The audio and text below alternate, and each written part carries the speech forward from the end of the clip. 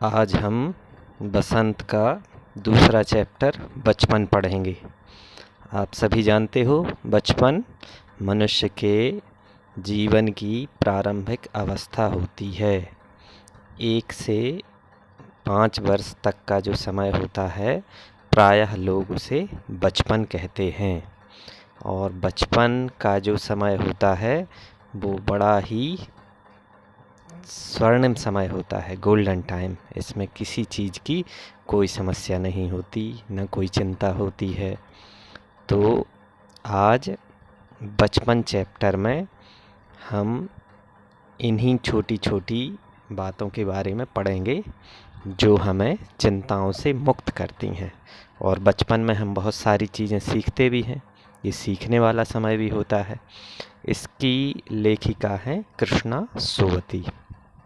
कृष्णा सोवती का जन्म 1925 में पंजाब प्रांत में, जो वर्तमान में पाकिस्तान में है, वहाँ पर हुआ था। और विभाजन के बाद लेखिका दिल्ली आ गई। दिल्ली आने पर इन्होंने साहित्य सृजन किया, लेखन कार्य किया। जिंदगी नामा, मित्रों मरजानी जैसी बड़ी बड़ी रचनाएं लिखीं और उसी पर इनको साहित्य के बड़े बड़े पुरस्कार भी प्राप्त हुए। तो लेखिका इस पाठ में क्या कह रही हैं? वो कह रही हैं कि मैं तुम्हें अपने बचपन की ओर ले जाऊंगी। मैं तुमसे कुछ इतनी बड़ी हूँ कि तुम्हारी दादी भी हो सकती हूँ, तुम्हारी नानी भी, बड़ी बुआ भी, बड़ी मौसी भी। परिवार में मुझे सभी लोग जीजी कहकर ही पुकारते हैं। अर्थात ये संयुक्त परिवार में सबसे बड़ी रही होंगी। और सबसे बड़ी जो हमारी बहन होती है, हम लोग उसको दीदी कहते हैं। आजकल दी कहने लगे शॉर्ट में, है ना। तो लेखिका को उनके छोटे भाई बहन जीजी कहकर पुकारते थे। हाँ, मैं इन दिनों कुछ बड़ा बड़ा यानी उम्र में सयाना महसूस करने लगी हूँ। शायद इसलिए कि पिछली शताब्दी में पैदा हुई थी। लेखिका का जन्म 1925 में हुआ था और अभी 2020 चल रहा है। शताब्दी मतलब 100 वर्ष का समय। मेरे पहनने ओढ़ने में भी काफ़ी बदलाव आए हैं। पहले मैं रंग बिरंगे कपड़े पहनती रही हूँ, नीला, जामुनी, ग्रे, काला, चॉकलेटी। अब मन कुछ ऐसा करता है कि सफ़ेद पहनूं। अर्थात जैसे जैसे हमारी उम्र बढ़ती जाती है तो हमारी सोच जो है वो भी परिवर्तित हो जाती है। बचपन में हम ज़्यादा दिखने दिखाने सोबर होते हैं और फिर उम्र बढ़ने के साथ साथ हम शांति के भाव में चले जाते हैं। अब लेखिका गहरे नहीं हल्के रंग पहनना चाहती हैं। मैंने पिछले दशकों में तरह तरह की पोशाकें पहनी हैं। पहले फ्रॉक, फिर निकरवॉकर, स्कर्ट, लहंगे, गरारे और अब चूड़ीदार और घेरदार कुर्ते। अर्थात बचपन के कपड़ों का और युवावस्था के कपड़ों का उन्होंने इसमें तुलनात्मक वर्णन किया है। बचपन के कुछ फ्रॉक तो मुझे अब तक याद हैं। हल्की नीली और पीली धाली वाला फ्रॉक, गोल कॉलर और बाजू पर भी गोल कफ, एक हल्के रंग का बारीक चुन्नटों वाला घेरदार फ्रॉक, नीचे गुलाबी रंग की फ्रिल। फ्रिल मतलब झालर टाइप की होती है। आपने देखा होगा कि वो कपड़े को वजन देने के लिए, सुंदर आकर्षक बनाने के लिए झालर लगा दी जाती है, उसे फ्रिल कहते हैं। उन दिनों फ्रॉक के ऊपर की जेब में रुमाल और बालों में इतराते रंग बिरंगे रिबन का चलन था। लेमन कलर का बड़ा प्लेटों वाला गर्म फ्रॉक जिसके नीचे फर टकी थी। 2 ट्यूनिक भी याद हैं, एक चॉकलेट रंग का और अंदर की कोटी प्याजी, दूसरा ग्रे और उसके साथ सफ़ेद कोटी। कोटी मतलब फ्रॉक के ऊपर पहने जाने वाले छोटे छोटे कोट। ट्यूनिक आप सभी लोग जानते हैं, बच्चे स्कूल की ड्रेस में पहन के आते हैं, ट्यूनिक किसे कहते हैं, है ना। मुझे अपने मोजे और स्टॉकिंग भी याद हैं। बचपन में हमें अपने मोजे खुद धोने पड़ते थे। वह नौकर या नौकरानी को नहीं दिए जा सकते थे, इसकी सख्त मनाही थी। इससे पता चलता है कि लेखिका को भी बचपन से अपने कार्य खुद करने को उनके घर वाले बोलते होंगे। सेल्फ डिपेंड उन्होंने बनाया। हम बच्चे इतवार की सुबह इसी में लगाते, धो लेने के बाद अपने अपने जूते पॉलिश करके चमकाते। अब जूते कपड़े या ब्रश से रगड़ते तो पॉलिश की चमक उभरने लगती। आपने भी कभी अगर जूते पॉलिश किए होंगे तो आपने देखा होगा कि जितना ब्रश रगड़ते हो जूते पर उतनी चमक वो छोड़ते जाते हैं, चमक उनकी बढ़ती जाती है। सर्वर, मुझे आज भी बूट पॉलिश करना अच्छा लगता है। हालांकि अब नई नई किस्म के शू आ चुके हैं। शू मतलब शूज, शूज मतलब जूते। कहना होगा कि पहले से कहीं ज़्यादा आरामदेह है। हमें जब नए जूते मिलते उसके साथ ही छालों का इलाज शुरू हो जाता। मतलब छाले समझते हो ना, जब जूते टाइट पहनते हैं तो पैर छिल जाते हैं, उनको लेखिका ने छाले कहा है। जब कभी लंबी सैर पर निकलते अपने पास रुई ज़रूर रखते।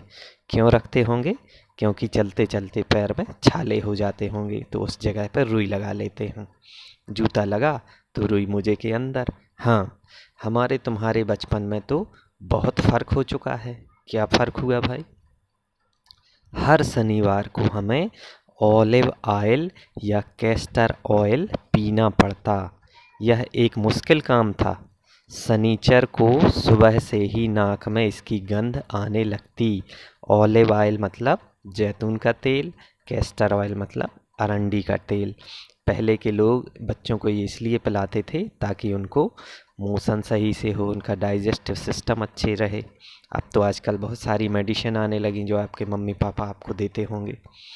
छोटे शीशे के गिलास जिन पर ठीक खुराक के लिए निशान पड़े रहते थे, उन्हें देखते ही मितली होने लगती। खुराक का मतलब होता है एक निश्चित माप कि इतना खाना आपको खाना ही है। तो लेखिका के घर के लोग जब उन्हें तेल पिलाते थे, ऑलिव ऑयल पिलाते थे, तो गिलास पर निशान बना देते थे कि इतना भर के ही पीना है। मुझे आज भी लगता है कि अगर हम ना पीते वह शनिवारी दवा तो कुछ ज़्यादा बिगड़ने वाला नहीं था, सेहत ठीक ही रहती। तुम्हें बताऊंगी कि हमारे समय और तुम्हारे समय में कितनी दूरी हो चुकी है। यहाँ तक कि बचपन की दिलचस्पियाँ भी बदल गई हैं।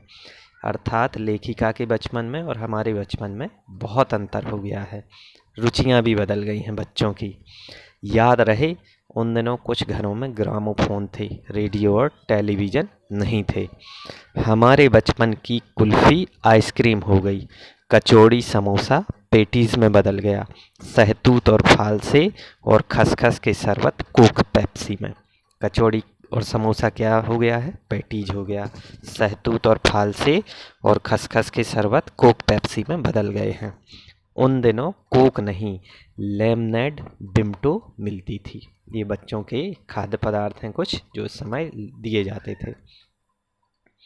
शिमला और नई दिल्ली में बड़े हुए बच्चों को बैंगर्स और डेविको रेस्तरां की चॉकलेट और पेस्ट्री मेजा देने वाली होती।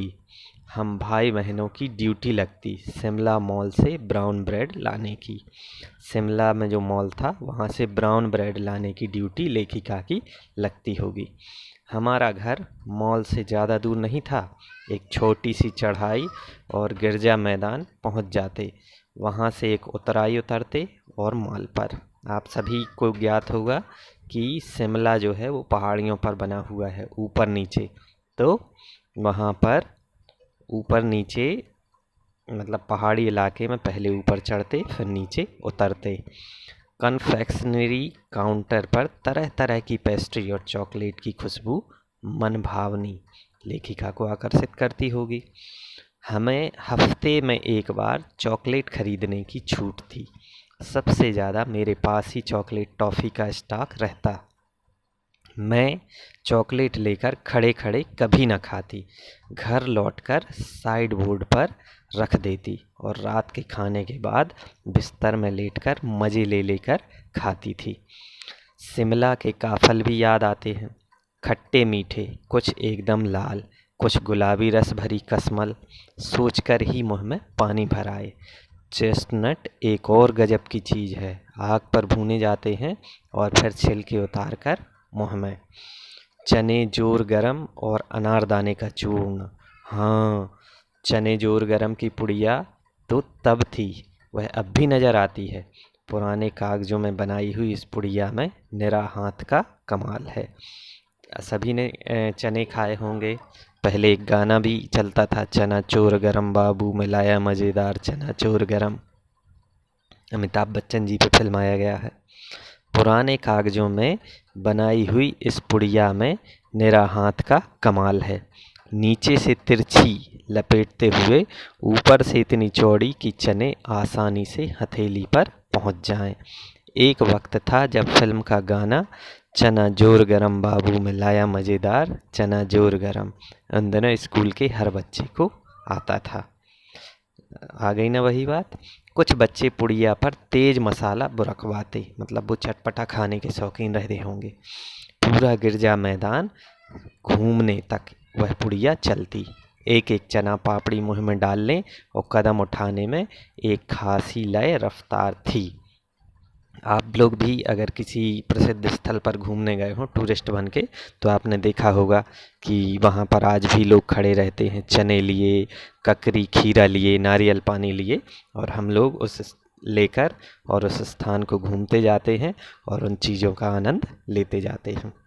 छुटपन में हमने शिमला रिज पर बहुत मज़े किए हैं। घोड़ों की सवारी की है। शिमला के हर बच्चे को कभी न कभी यह मौका मिल ही जाता था।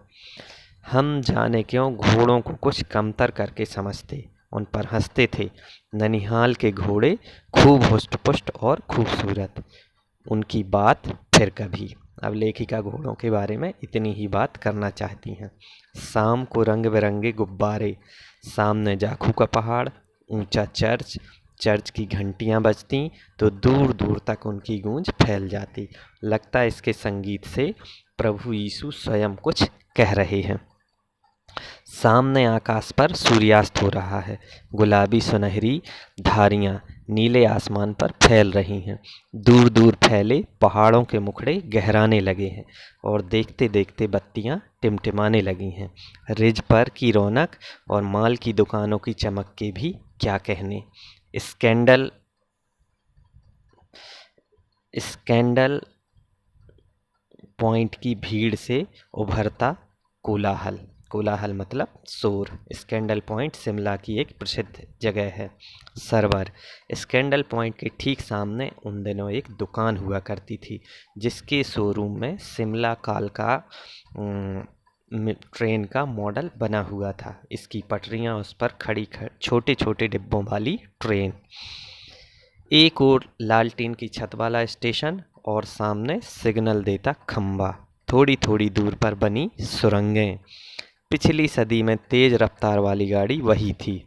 कौन सी? शिमला काल का मेल। कभी कभी हवाई जहाज भी देखने को मिलते। दिल्ली में जब भी उनकी आवाज़ आती, बच्चे उन्हें देखने बाहर दौड़ते। दिखता एक भारी भरकम पक्षी उड़ा जा रहा है। ये किसके लिए कहा गया है? हवाई जहाज के लिए, पंख फैलाकर। यह देखो और वह गायब। उसकी स्पीड ही इतनी तेज लगती। हाँ, गाड़ी के मॉडल वाली दुकान के साथ एक और ऐसी दुकान थी जो मुझे कभी नहीं भूलती, और वह दुकान थी जहाँ मेरा पहला चश्मा बना था। वहाँ आँखों के डॉक्टर अंग्रेज थे। शुरू शुरू में चश्मा लगाना बड़ा अटपटा लगा। छोटे बड़े मेरे चेहरे की ओर देखते, कहते आँखों में कुछ तकलीफ है। इस उम्र में ऐनक? दूध पिया करो, मैं डॉक्टर साहब का कहा दोहरा देती। कुछ देर पहनोगी तो ऐनक उतर जाएगी। मतलब उस समय चश्मा लगाना अच्छा नहीं माना जाता था। आजकल तो प्रेस्टीज और अपनी पोजीशन का सूचक हो गया है चश्मा। वैसे डॉक्टर साहब ने पूरा आश्वासन दिया था, लेकिन चश्मा तो अब तक नहीं उतरा। नंबर बस कम ही होता रहा। मैं अपने आप इसकी जिम्मेवार हूँ। कैसे? जब आप दिन की रोशनी को छोड़कर रात में टेबल लैंप के सामने काम करेंगे कम रोशनी में, तो इसके अलावा और होगा क्या? हाँ, जब पहली बार मैंने चश्मा लगाया तो मेरे चचेरे भाई ने मुझे छेड़ा, देखो देखो कैसी लग रही है। आँख पर चश्मा लगाया ताकि सूझे दूर की, यह नहीं लड़की को मालूम सूरत बनी लंगूर की। मतलब लेखिका को उन्होंने लंगूर बना दिया। मैं खीजी, खीजी मतलब चिढ़ गई। मुझ पर यह क्यों दोहराया जा रहा है? पर शोर बुरा ना लगा। जब वह चाय पीकर चले गए तो मैं अपने कमरे में जाकर आईने के सामने खड़ी हो गई। कई बार अपने को देखा, ऐनक उतारी, फिर पहनी, फिर उतारी, देखती रही। सूरत बनी लंगूर की। नहीं नहीं नहीं, हाँ हाँ हाँ। मैंने अपने छोटे भाई का टोपा उठाकर सिर पर रखा। कुछ अजीब लगा, अच्छा भी और मजाकिया भी। आपने भी देखा होगा कि अगर हमें कोई कुछ बोल देता है कि हमारे कपड़ों को लेकर या हमारे चेहरे को लेकर, तो हम आईने के सामने एक बार जरूर देखते हैं। ये मनोवैज्ञानिक प्रभाव तब की बात थी। अब तो चेहरे के साथ घुल मिल गया है चश्मा। जब कभी उतरा हुआ होता तो चेहरा खाली खाली लगने लगता है। याद आ गया वह टोपा, काली फ्रेम का चश्मा और लंगूर की सूरत। हाँ, इन दिनों शिमला में मैं सिर पर टोपी लगाना पसंद करती हूँ। मैंने कई रंगों की जमा कर ली हैं।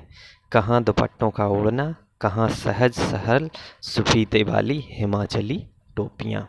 अर्थात धूप से, गर्मी से बचने के लिए लेखिका ने टोपियों का इस्तेमाल किया होगा। अब प्रश्नोत्तर पर चर्चा कर लेते हैं। तो पहला प्रश्न है, लेखिका बचपन में इतवार की सुबह क्या क्या काम करती थीं? तो बचपन में लेखिका को अपने मोजे खुद धोने पड़ते थे। वह नौकर या नौकरानी को नहीं दिए जा सकते थे, इसकी सख्त मनाही थी। बच्चे इतवार की सुबह इसी में लगाते। धो लेने के बाद अपने अपने जूते पॉलिश करके चमकाते। तब जूते कपड़े या ब्रश से रगड़ते तो पॉलिश की चमक उभरने लगती। अगला प्रश्न है, तो मैं बताऊंगी कि हमारे समय और तुम्हारे समय में कितनी दूरी हो चुकी है। इस बात के लिए लेखिका क्या क्या उदाहरण देती हैं? तो लेखिका के अनुसार बचपन की दिलचस्पियां भी बदल गई हैं। उन दिनों कुछ घरों में ग्रामोफोन थे, रेडियो और टेलीविज़न नहीं थे। बचपन की कुल्फ़ी आइसक्रीम हो गई है। कचौड़ी समोसा पेटीज़ में बदल गया है। सहतूत और फालसे और खसखस का शरबत कोक पेप्सी में बदल गया है। उन दिनों कोक पेप्सी नहीं थी। उस समय विम्टो नामक कोल्ड ड्रिंक का चलन था। ये दूसरे प्रश्न का उत्तर है। तीसरा प्रश्न है, पाठ से पता करके लिखो कि लेखिका को चश्मा क्यों लगाना पड़ा। चश्मा लगाने पर उनके चचेरे भाई उन्हें क्या कहकर चढ़ाते थे? दिन की रोशनी को छोड़कर रात में टेबल लैंप के सामने काम करने के कारण लेखिका को चश्मा लगाना पड़ा। पाठ में पढ़ा है आप लोगों ने। जब पहली बार लेखिका ने चश्मा लगाया तो उसके चचेरे भाई ने उसे छेड़ते हुए कहा कि देखो कैसी लग रही है। आंख पर चश्मा लगाया ताकि सूझे दूर की, पर नहीं लड़की को मालूम सूरत बनी लंगूर की। लेखिका अपने बचपन में कौन कौन सी चीज़ें मज़े ले लेकर खाती थीं? उनमें से प्रमुख फलों के नाम लिखो। लेखिका को अपने बचपन में कन्फेक्शनरी काउंटर से हफ्ते में एक बार चॉकलेट ख़रीदने की छूट थी। उसके पास सबसे ज़्यादा चॉकलेट टॉफ़ी का स्टॉक रहता था, क्योंकि वह बचा कर रख लेती थी। वह चॉकलेट लेकर खड़े खड़े कभी नहीं खाती थी, घर लौटकर साइड बोर्ड पर रख देती और रात के खाने के बाद बिस्तर में लेटकर मज़े ले लेकर खाती थी। इसके अलावा काफ़ल खट्टे मीठे, कुछ एकदम लाल, कुछ गुलाबी, रस भरी कसमल, चेस्टनट, एक और गजब की चीज़, आग पर भूने जाते और फिर छिलके उतार कर मुँह में चने जोर गरम और अनारदाने का चूर्ण, वो लेखिका खाती थी मज़े ले लेकर। तो ये प्रश्नों के उत्तर हैं जो आपको पाठ में भी मिल जाएंगे बहुत सारे। इसके बाद इसमें भाषा की बात बहुत इम्पोर्टेंट टॉपिक होते हैं। जैसे ये अनुमान और कल्पना दिया है, ये संस्मरण से आगे के क्वेश्चन है। तो ये तो आप लोग अपने मन से लिखेंगे कि अपने बचपन की कोई मनमोहक घटना याद करके विस्तार से लिखो। तो ये आप मन से लिख सकते हैं। 1935 और 40 के लगभग लेखिका का बचपन शिमला में अधिक दिन गुजरा। तो उन दिनों के बारे में के विषय में जानने का प्रयास करो। आपको नेट से मिल जाएगा, आप वहाँ जाकर भी इन चीज़ों के बारे में पता कर सकते हो। लेखिका ने इस संस्मरण में सर्वर के माध्यम से अपनी बात बताने की कोशिश की है, लेकिन सर्वर का कोई परिचय नहीं दिया। अनुमान लगाओ कि सर्वर कौन हो सकता है। इसके लिए हम पाठ के पैराग्राफ में आएंगे कि सर्वर जो है, इस ऊपर वाले पैराग्राफ में देखिए, सर्वर जो है वो स्कैंडल पॉइंट के ठीक सामने उन दिनों एक दुकान हुआ करती थी, शायद यही सर्वर है, तो इसके बारे में भी लिख सकते हैं। अब है भाषा की बात, जो कि बहुत महत्वपूर्ण है। इससे आपकी हिंदी व्याकरण भी तैयार होती है। पहला प्रश्न है, क्रियाओं से भी भाववाचक संज्ञाएं बनती हैं, जैसे मारना से मार, काटना से काट, हारना से हार, सीखना से सीख, पलटना से पलट और हड़पना से हड़प आदि भाववाचक संज्ञाएं हैं। हम कुछ क्रियाओं को छांटकर, लिखकर और इनसे भाववाचक संज्ञाएं बना सकते हैं। जैसे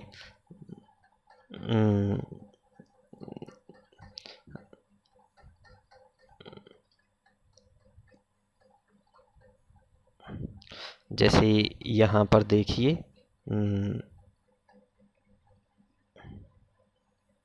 पाठ में इधर आएंगे, अगर कोई एक क्रिया हम ढूंढते हैं कि उससे भाववाचक संज्ञा कैसे बनेगी।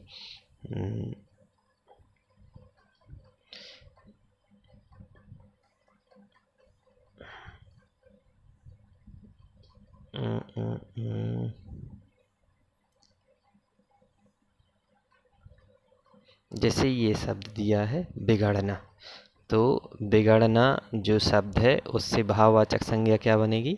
बिगड़। ठीक है। दौड़ना से दौड़ बन जाएगी, लिखना से लिख बन जाएगी। भाववाचक संज्ञा मतलब ना हटा देना है। संज्ञा तो आप लोग जानते ही होंगे। किसी जाति, व्यक्ति, वस्तु, स्थान आदि के नाम को संज्ञा कहते हैं। संज्ञा 3 प्रकार की होती है, व्यक्तिवाचक संज्ञा, भाववाचक संज्ञा और जातिवाचक संज्ञा। 4 दिन, कुछ व्यक्ति, 1 लीटर दूध आदि शब्दों के प्रयोग पर ध्यान दो तो पता चलेगा कि इसमें 4, कुछ और 1 लीटर शब्द से संख्या या परिमाण का आभास होता है, क्योंकि ये संख्यावाचक विशेषण है। इसमें भी 4 दिन से निश्चित संख्या का बोध होता है, इसलिए इसको निश्चित संख्यावाचक विशेषण कहते हैं। और कुछ व्यक्ति से अनिश्चित संख्या का बोध होता है, इसलिए इसे अनिश्चित संख्यावाचक विशेषण कहते हैं। इसी प्रकार 1 लीटर दूध से परिमाण का बोध होता है, इसलिए इसे परिमाणवाचक विशेषण कहते हैं। विशेषण संज्ञा या सर्वनाम की विशेषता बतलाने वाले शब्द विशेषण कहलाते हैं। ये 4 प्रकार के होते हैं: गुणवाचक विशेषण, संख्यावाचक विशेषण, परिमाणवाचक विशेषण और सार्वनामिक विशेषण। इसमें हमें विशेषण छांटने हैं। नीचे लिखे वाक्यों को पढ़ो और उनके सामने विशेषण के भेदों को लिखो। मुझे 2 दर्जन केले चाहिए। 2 दर्जन मतलब इसमें निश्चित है संख्या, 2 दर्जन मतलब 24 केले, इसलिए ये निश्चित संख्यावाचक विशेषण होगा। 2 किलो अनाज दे दो, इसमें भी अनाज की जो मात्रा है वो निश्चित है 2 किलो, लेकिन ये परिमाण मात्रा के रूप में है, इसलिए ये निश्चित परिमाणवाचक विशेषण होगा। कुछ बच्चे आ रहे हैं, अब बच्चों की संख्या चूंकि इसमें निश्चित नहीं है, कुछ दिया है, इसलिए अनिश्चित संख्यावाचक विशेषण होगा। सभी लोग हंस रहे हैं, इसमें भी लोगों की संख्या निश्चित नहीं है, इसलिए ये अनिश्चित संख्यावाचक विशेषण होगा। तुम्हारा नाम बहुत सुंदर है, इसमें बहुत विशेषण आया है जो कि गुणवाचक विशेषण है। तो ये विशेषण के प्रश्न हल कर लिए। इसके बाद है, कपड़े में मेरी दिलचस्पियाँ मेरी मौसी जानती थीं। इस वाक्य में रेखांकित शब्द दिलचस्पियाँ और मौसी संज्ञाओं की विशेषता बतला रहे हैं, इसलिए ये सार्वनामिक विशेषण है। यहाँ पर संज्ञा के बदले में सर्वनाम आया है। कौन सा? मेरी। मेरी मतलब कृष्णा सोबती की, लेखिका की। तो कपड़ों में कृष्णा सोबती की दिलचस्पियाँ कृष्णा सोबती की मौसी जानती थी। ऐसा न बोलकर ऐसा लिखा गया है कि मेरी दिलचस्पियाँ मेरी मौसी जानती थी। और संज्ञा के बदले में जो शब्द प्रयोग किए जाते हैं वो क्या कहलाते हैं? सर्वनाम। और सर्वनाम जब विशेषण के रूप में प्रयोग किए जाते हैं तो उसे कहते हैं सार्वनामिक विशेषण। तो पाठ से ऐसे उदाहरण आपको छांट कर लिखने हैं। ठीक है बच्चों, इसी के साथ आपका ये बचपन चैप्टर आज यहाँ पर पूरा हुआ। इसमें जो भी आपको और डाउट है तो वो आप कक्षा में डिस्कस कर सकते हैं। धन्यवाद। आप सभी का दिन शुभ हो।